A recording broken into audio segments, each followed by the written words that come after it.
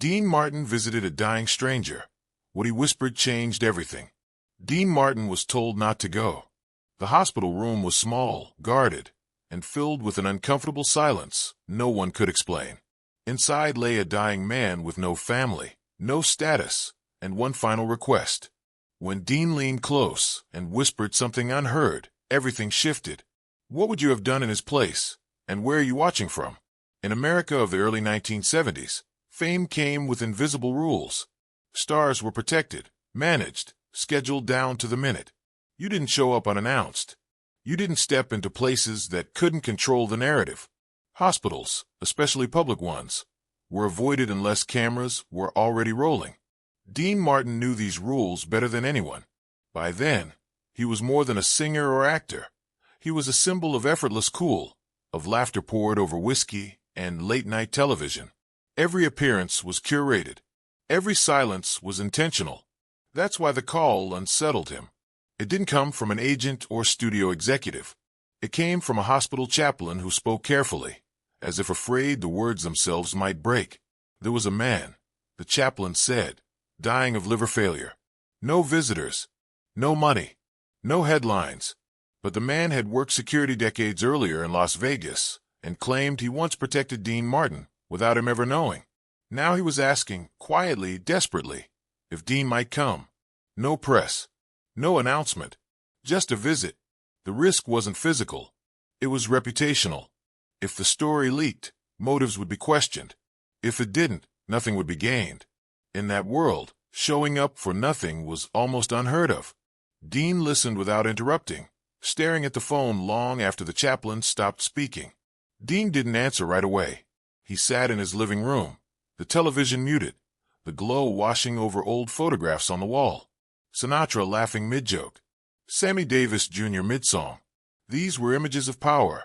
Men who owned rooms the moment they entered. Yet beneath them all was an unspoken truth. Power was fragile. Dean had learned that early.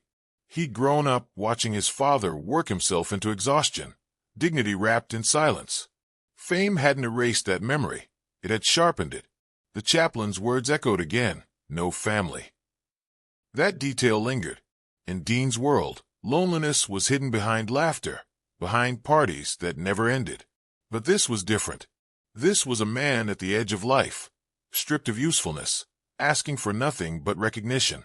Dean knew the industry would advise against it. Someone would ask what the man had done to deserve the visit.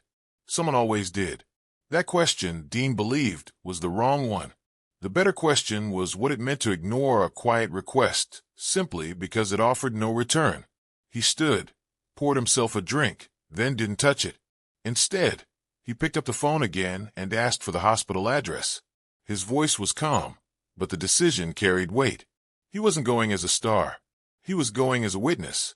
The hospital sat on the edge of the city, concrete and tired, humming with machines that never slept. Dean arrived without entourage, wearing a plain coat and sunglasses he removed before stepping inside.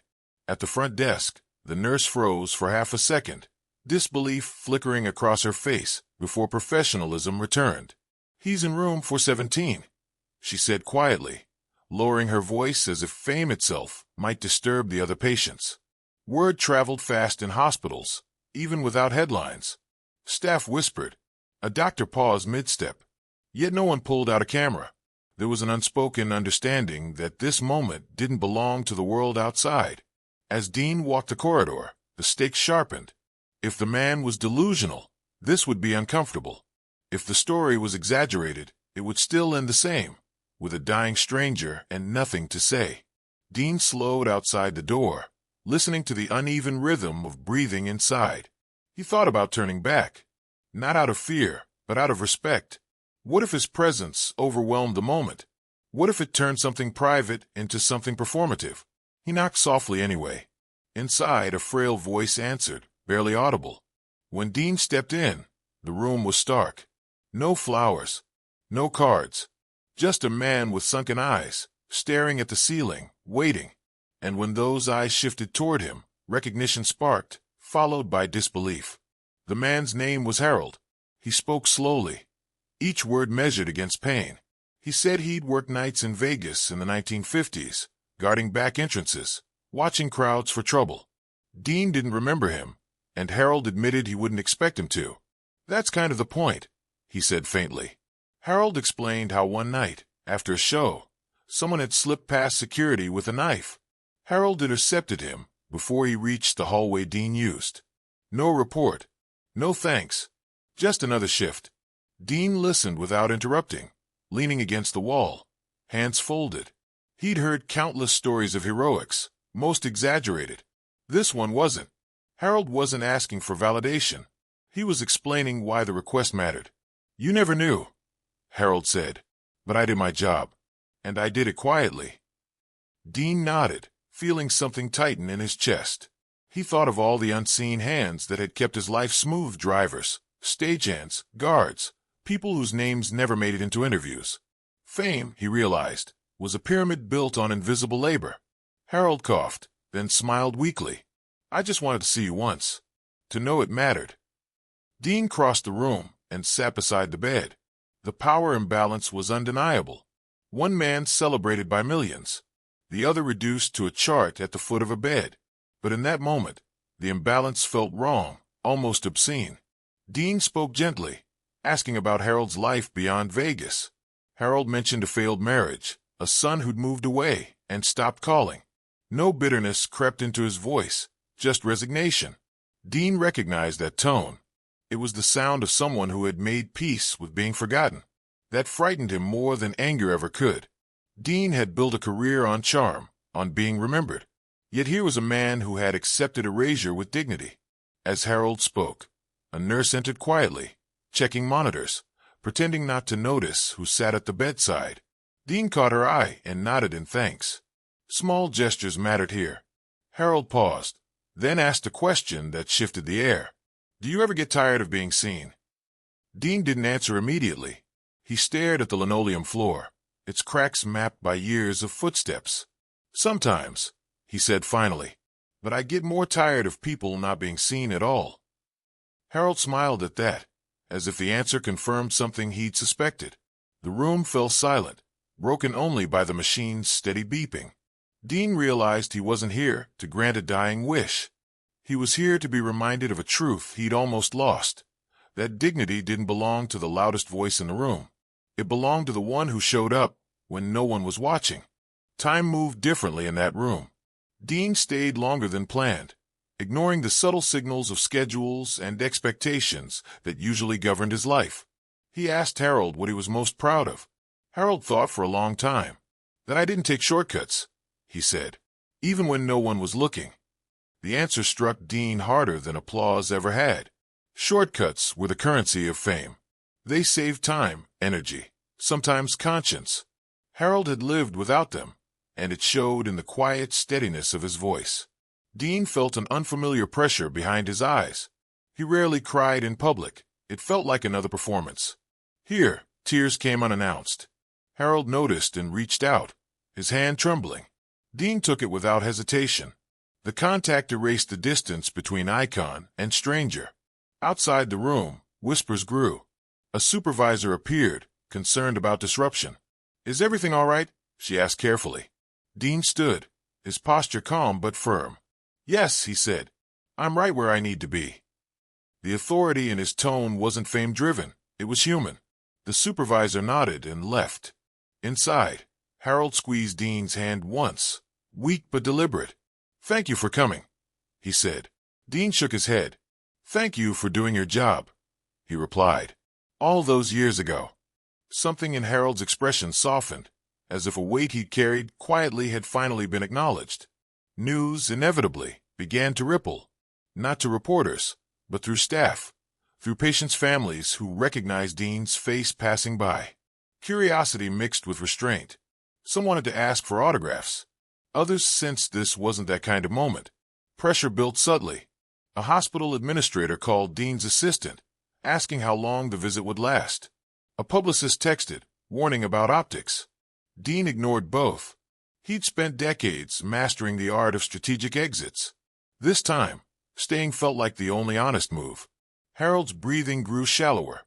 A doctor explained, in hushed tones, that there wasn't much time left.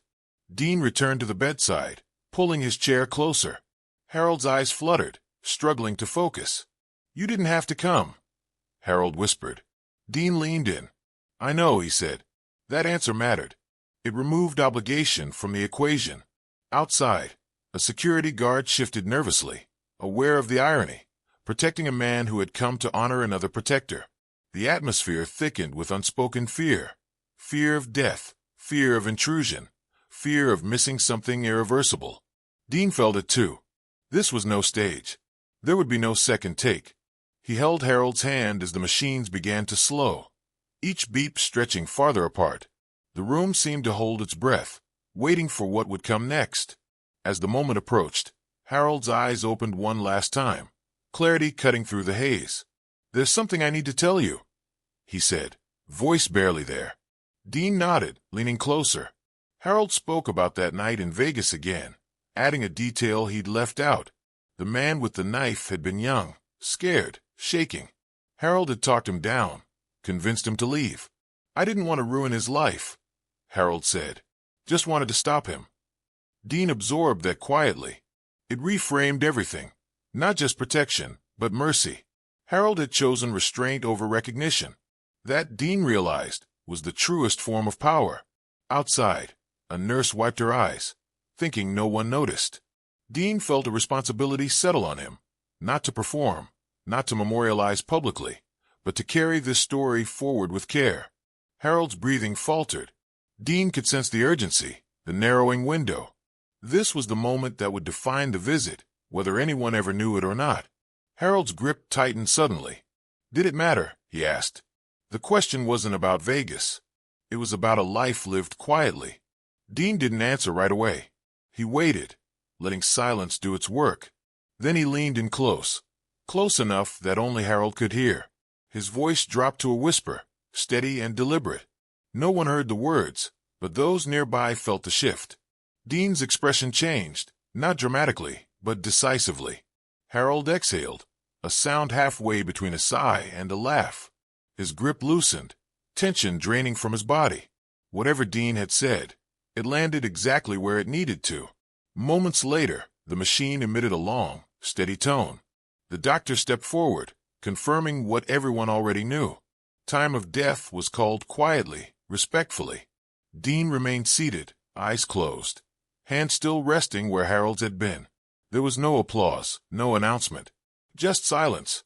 Outside the room, staff stood frozen, unsure whether to interrupt.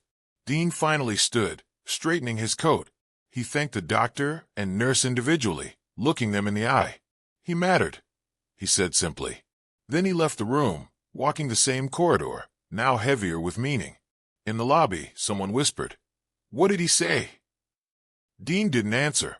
He stepped into the daylight, the world resuming its noise around him. Later that day, a janitor who'd seen everything told his wife. A nurse told her sister. The story spread, stripped of spectacle, carried by people who understood its weight. A star had come and gone, but what lingered was something else entirely. A reminder that greatness wasn't measured by how many people knew your name, but by whether someone showed up when it was about to be forgotten. Within days, fragments of the story reached the press. Headlines speculated, exaggerated, missed the point entirely. Dean declined interviews, offering no clarification. That refusal became part of the legend. People wanted to know what he'd whispered, as if the words themselves held magic. For those who'd been there understood it wasn't about the sentence. It was about timing, intention, and presence. At Harold's funeral, sparsely attended, a single wreath arrived with a card that read only, "Thank you for standing watch." No signature. The chaplain recognized the handwriting immediately. For Dean, the visit changed something subtle but permanent. On stage weeks later, he paused mid-song, scanning the audience differently. He saw faces he might have once overlooked. He softened.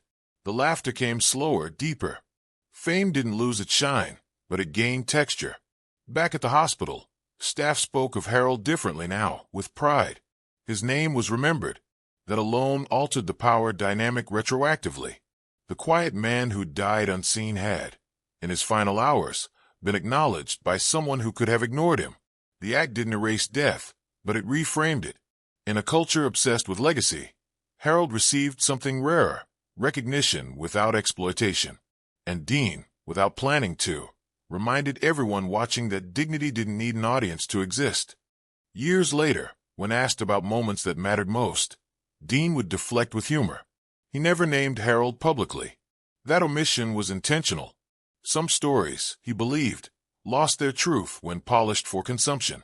Yet among those who knew, the whisper became a kind of moral compass. Nurses told new hires about it during night shifts. Security guards referenced it when explaining why their work mattered. The power imbalance that had defined the encounter inverted quietly over time. Dean's fame faded, as all fame does, but Harold's act gained weight. It represented a generation of unseen guardians, people whose restraint kept chaos at bay. The genius reaction wasn't loud or clever. It was choosing humility over narrative control. That choice resonated more deeply than any scripted speech could have. When Dean eventually passed away, obituaries mentioned the visit in passing, often inaccurately. But somewhere, a former nurse corrected them, insisting on the quiet details. He didn't go for the cameras, she'd say. He went because someone asked. That distinction mattered. It separated performance from character. In the end, the story endured not because of who Dean was, but because of what he chose to do when nothing required him to. And that choice, whispered in a small hospital room, continued to ripple outward, long after both men were gone. The true measure of the moment emerged not in headlines, but in changed behavior. A young orderly began introducing himself by name to every patient. A doctor lingered an extra minute at bedsides. Small shifts, inspired by a story, passed hand to hand. Dean never claimed credit, and that absence amplified the lesson. In an industry built on visibility, he demonstrated the power of unseen action. The whisper, whatever it was, became symbolic, a reminder that words didn't need witnesses to carry weight. Harold's life, once reduced to a footnote, gained meaning through acknowledgement. That was the genius, not reversing death, but restoring dignity at the end of it. People would argue online about what Dean must have said. "You saved my life. You were a hero." Those guesses missed the point. The power wasn't in praise. It was in understanding. Dean understood Harold had lived by principles that fame often eroded. By honoring that, he honored something in himself too. The encounter became a quiet benchmark, a story told not to elevate a star, but to recalibrate values. In a world chasing viral moments, this one survived because it resisted spectacle. It asked a harder question. Who do you show up for when no one is watching? The legend solidified over time, shaped by restraint rather than embellishment. Unlike tales of public confrontations or dramatic refusals, this story gained strength from its stillness. The genius reaction wasn't clever defiance, it was choosing to listen. In an era obsessed with winning, Dean demonstrated the power of yielding, to silence, to humility, to another man's truth. Harold's dignity reframed the entire exchange. He hadn't begged. He hadn't demanded recognition. He'd simply asked to be seen once fully. Dean's response honored that request without turning it into currency. That integrity resonated with those who felt unseen themselves. For many, the story became permission to value their quiet contributions, to trust that unseen work mattered. That was the confrontation, not between two men, but between values. Fame versus service, noise versus substance. And in that confrontation, the quieter force prevailed. Dean didn't defeat an antagonist. He dismantled an assumption. That power required spectacle. Instead, he showed it could reside in restraint. The whisper remained private, but its echo was public, carried by those who needed to hear it. Over time, the story lost names and gained meaning. It became less about Dean Martin and more about what it meant to show up fully, without expectation, at the most human moment possible. Even skeptics softened when they heard the details. There was no benefit to Dean, no album to promote, no image to rehabilitate. The act stood alone. That isolation made it credible. Historians of entertainment would later cite it as an example of offstage character shaping legacy more than any performance. For Harold, whose life had been defined by vigilance and restraint, the visit closed a circle. He hadn't saved Dean for recognition. He'd done it because it was right. Dean's acknowledgement validated that ethos. It said, "The quiet path counts." That message resonated across professions, across generations. Teachers, guards, nurses, people whose labor rarely made headlines, found solace in it. The whisper became a symbol of mutual recognition between two worlds that rarely met as equals. In that hospital room, status dissolved. Mortality leveled everything. Dean didn't bring answers to death. He brought respect. And in doing so, he transformed a private ending into a shared lesson, not through broadcast, but through example. That distinction ensured the story's endurance. It wasn't owned by media cycles. It belonged to those who carried it forward, carefully, honestly, without embellishment. That was its strength. When people asked Dean years later whether he believed in legacy, he'd smile and change the subject. Perhaps because he understood legacy wasn't something you declared. It was something others recognized in retrospect. The hospital visit wasn't planned as a defining moment. That was precisely why it mattered. It revealed character under no spotlight. Harold's final hours weren't transformed into a spectacle. They were honored as they were, quiet, human, finite. Dean's whisper didn't change the outcome. It changed the meaning. That distinction separates sentiment from substance. Many can offer comfort when it's visible. Few do so when it's private. The story endures because it challenges listeners to examine their own thresholds of attention. Who do you show up for when there's nothing to gain? That question lingers longer than any quote ever could. The genius reaction wasn't a line delivered perfectly. It was a presence offered fully. In a culture of noise, that presence felt radical. And so the story survived, passed along not as gossip, but as guidance. It asked quietly, insistently, what kind of power truly lasts? There was no antagonist left to react, no authority to appease. The tension resolved inwardly, within those who heard the story. Hospital staff carried it as a standard. Dean carried it as a reminder. Harold carried it no further, but his life gained resonance through others. That resolution, subtle and incomplete, mirrored reality. Not all stories end with applause. Some end with understanding. The crowd's reaction, though invisible, was profound. People adjusted how they measured worth. The authority of fame bent slightly toward humility. And in that bend, something essential emerged, a recalibration of value. The whisper, unheard, did more than any speech broadcast to millions. It modeled a way of being that resisted cynicism. For Dean, the moment reaffirmed a truth his father had lived by. Work done quietly still mattered. That truth guided him long after the hospital room faded from memory. He didn't speak of it because it wasn't his to claim.